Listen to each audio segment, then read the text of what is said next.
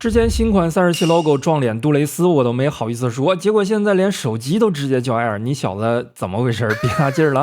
众所周知，即便跟游戏挂边的全算上，根据官方数据，整机厚度好像还真就只有红魔干净过8毫米。而今悟空屏下原味原貌，原地压缩，红魔10 Air 再探纤薄，是传承数字系列一波百战不倒，还是终究薄成了3秒一难保？我们简单瞧一瞧。因为手头确实没有8帧3的机器，早就卖光了。另外，这玩意儿参考至尊版也显然不合适，所以今天就单纯按照数据结果广义的尽量分析一下吧。直接先从性能与散热开始。25摄氏度 3D Mark 烤机，帧率结果而言，几乎战平当初同为8帧3的9系历史。虽然不管是因为削薄了机身，亦或没有了内置风扇，觉醒模式平均放在至多9瓦左右的输出，不比9系8帧3能干到11.5瓦上下那么的疯癫，但此处也绝对足够秒掉哪怕火力相对还算充沛的同 SOC 长旗，甚至是很多又怂又爱降频的8帧3领先版或者至尊版机型。毕竟红魔12 Air 平均帧率降幅仅有 1.6%， 相当于这9瓦是从头打到了尾，可以说依旧魔鬼。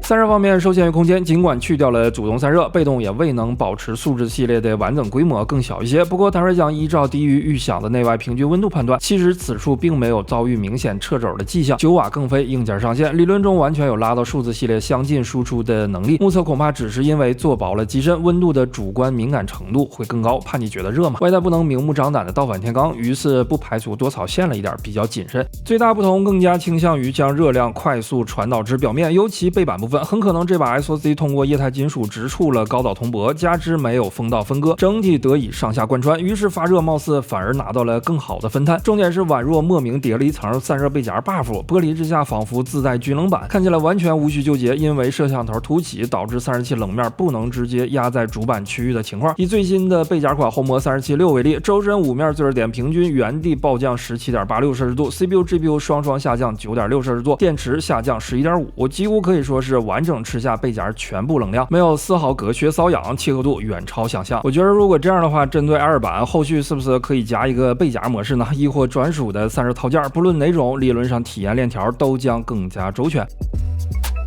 30摄氏度半小时最高画质王者10v10，平均 4.5 瓦 120.9帧，如果刨除超120的部分则为 119.3。 周身5面最热点平均温度大致 44.5 摄氏度，这里毕竟8帧3，功耗跟至尊版定然比不了，不过打同 SOC 毫无问题，没有降帧的困扰。装载背夹效果依旧瞩目，中段加持，周身直降14摄氏度， CPU 下降 14.2， GPU 下降14，电池下降17，总体有种直接干成了老冰棍的即视感，完全贯穿，猛的离谱。热力图中也不难看出，整机几乎与30摄氏度的环境融为一体，难以分辨。此时机身温度完全只取决于诸位的双手体温了。注意左下角图中的深蓝部分是吧？背板下面这层东西已然冷出了轮廓，属实非常像均冷板。此般效果若在同步开启旁路供电的话，简直不敢想。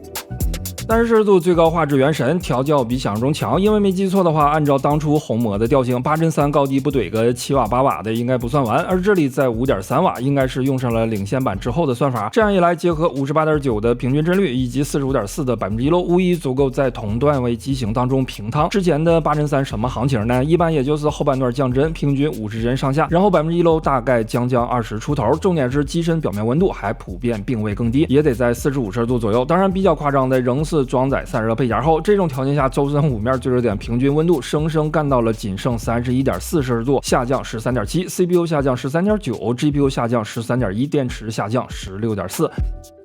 星际铁道首先还是得说一嘴，目前这套地图组合再叠加30摄氏度环境温度，确实是有点变态的。除了部分骁龙8至尊版，没人能笑着走出去，所以不用看Air版帧率长得好像不太行的样子，但其实这已经是从8帧3到领先版的 top 级呈现了，符合预期。有意思的是机身温度表现，甚至隐约盖过了内置风冷。至此，我觉着可以说，只要你不是非得追求极限压榨，Air版散热系统包括身材的改动都几乎没有产生任何明显副作用。正常范围内，这部分在体验上与老款数字系列大体相同，不过注意仅限逻辑哦。倘若搭配散热器以Air版这个离谱的惩戒能力，你懂的，很难讲有谁搞得过。此处周身平均仍旧下降了 13.78 摄氏度， CPU 下降 13.4， GPU 下降 13.6， 电池下降 17.4。如果粗概的以降幅而论，具象化一点，那么这套组合加成内外大概其比一般机型强了恐怕得有 40%到60%。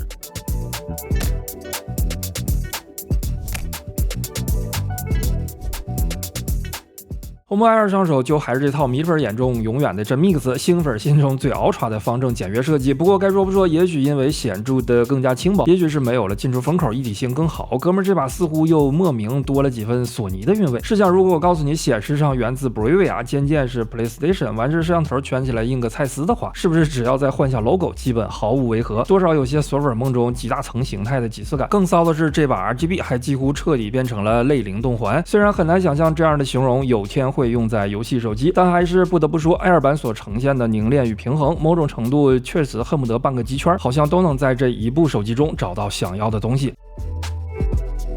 周身工艺细节处理得当，质感在线，精致度完全不输正代数字系列，甚至论触感，个人觉得 Air 可能还更好一些。本次点睛之笔毫无疑问是机身的 2.5D 直角边，不耽误视觉观感的前提下，横拿竖握都显著更加舒适，尤其横屏状态可能是自打启用方形设计以来首次不硌小拇指。转角角度虽基本沿用了9系的尺寸，没有10系列这么大，但同样得益于微弧机身，实际手感完全可接受。自古超薄与纯平乃两全的摄像头，好在突出倒也不算多，实测大致1.34毫米上下，同时一如前文，即便散热背夹没法夹在此处，也不影响效果最大化。HomePod Air 周身没有任何过于浮夸的灯光，仅保留了能量星环一处，貌似内置了6颗灯珠，3颗是补光灯，3颗 RGB， 设置上没有变化，每项均包含64种灯效组合，支持消息提醒。不过注意，中间这个小黑点并非摄像头，不同于数字系列 Air 版的微距转为直接由超广角承担。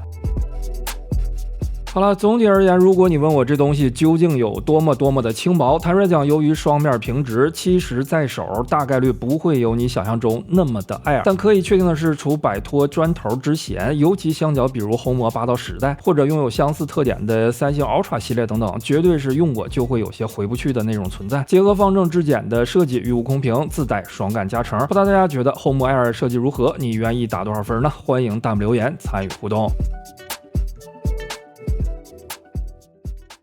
周身其他同样因为削薄去掉了 3.5 毫米耳接口，意料之中，不过保留了红外遥控， NFC 也仍在，只是可能出于对散热的考量，依然没有无线充。键键性能与功能完全同步数字系列，只是尺寸与位置有所调整优化。这把极限贴近转角，面积更大，下沉也更多，手感提升，方便操控。竞技键变成了按动式，同时不知何故挪到了左上角。个人觉得或许还是原来的位置更加合理，因为现在横屏状态某些时候握持可能会略显冲突。设置中除开关游戏空间，同样可以映射为其他功能，比如息屏状态直接启动 AI 对话翻译，或者打开相机、手电筒等等，自由度没问题。不过逻辑仍存优化空间，例如长按开关相机还是没有短按的中间态，快门需点击屏幕，那么这个场景下就少了些一气呵成之感。接口不同于数字系列 Air 版偏长期一些，独立大文件实测导入约34兆每秒，导出约37，没有 C2C、C2 HDMI 等有线投屏方式，不过其他诸如键鼠直连、PC 端的 USB 有线投屏、反向供电等保持一致。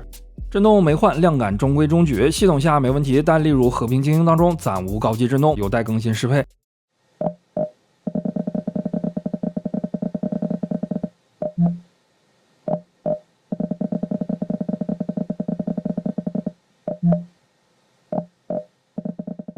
外放虽然同样单元没变，且转录之后区别也不明显，但现场实际听起来音量确实有所增加，尤其似乎还加入了更多的低频，光一听感比之前更好。只是严格讲，个人觉得某些时候声音依旧有些尖锐，同时可能因为削薄了机身，最大音量下前后面板会有明显共振，当然这点算不上什么问题。希望后续固件不要矫枉过正，盲目的又把音量整没了，在此基础上细化打磨即可。参考HomePod 10 Pro Plus， 简单听听看。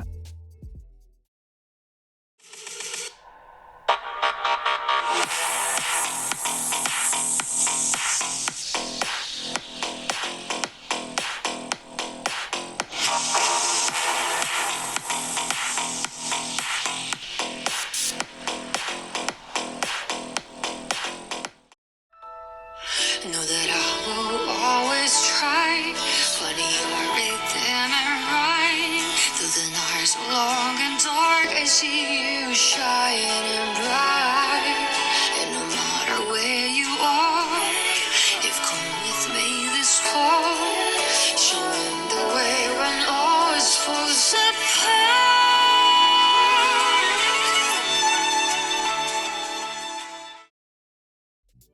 屏幕部分照面变至6代悟空屏，在边框宽度、前摄隐藏效果、亮度或者分辨率等细节层面，严格讲是不比实际拉的那么满。不过放到市面常见机型当中，颜值、观感、体验都毫无疑问依旧能打。尤其观影与游戏，显示器般的完整视野难觅敌手。具体我觉得就不用再展开赘述了吧，毕竟没啥变化。有兴趣的同学可以翻翻之前的视频。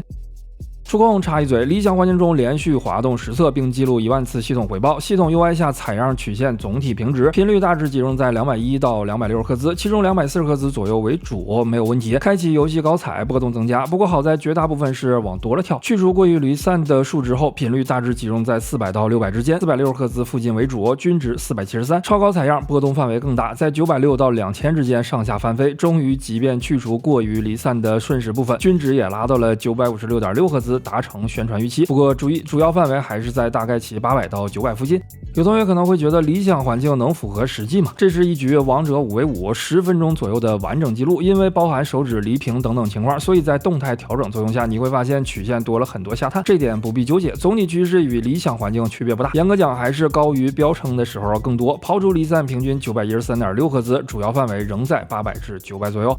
点击延迟还是理想状态下，尤其触控自身相比之前有改善，来到合理范畴。不过总体响应时间仍存打磨空间，是吧？硬件找回来的部分似乎软件链路有点又吃回去了。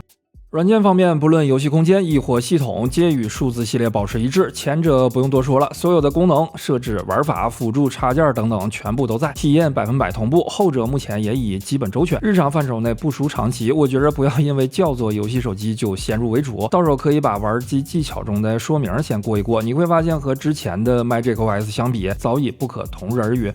当然，我个人觉得最有趣的肯定还是两者结合，比如通过小窗无需额外增加虚拟内存，搭配多应用音量控制，直接可同时运行4款大型游戏。没错，前面说的9瓦其实只是你的想象力上限，本机说到底还是那个峰值敢爆冲16瓦，平均也能站在11瓦的男人。关键是找对方法以及带好背夹。此外，不要忘了还有支持主流游戏的应用双开与挂机模式，再加进来玩法就比较多了。有兴趣的话，慢慢开发。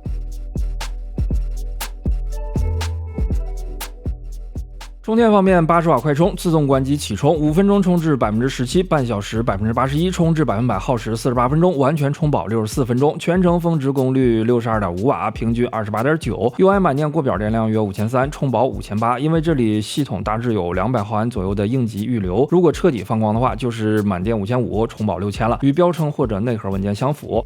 总体看起来只能说 HomeWatch Air 的轻薄纯属表象，仍旧不俗的性能释放与散热才是精髓。若非定位多少有点限制发挥，不排除就算自家老哥来了，也得先立正罚3倍。毕竟轻薄化的周正颜值、改良的握持手感、完整的功能插件，再附加历代最靠近转角的键位，实际在手，讲真是否还有主动风冷？尤其对于我这种顶多耍控玩的选手，依然显得有些无所谓。当然话说回来，这哥们貌似主要还是性价比为主嘛。如果没有预算压力，就想要相对极致的规格，还得正代数字系列。好了，以上就是本期视频全部内容，感谢收看，我是大手哥，我们下期见。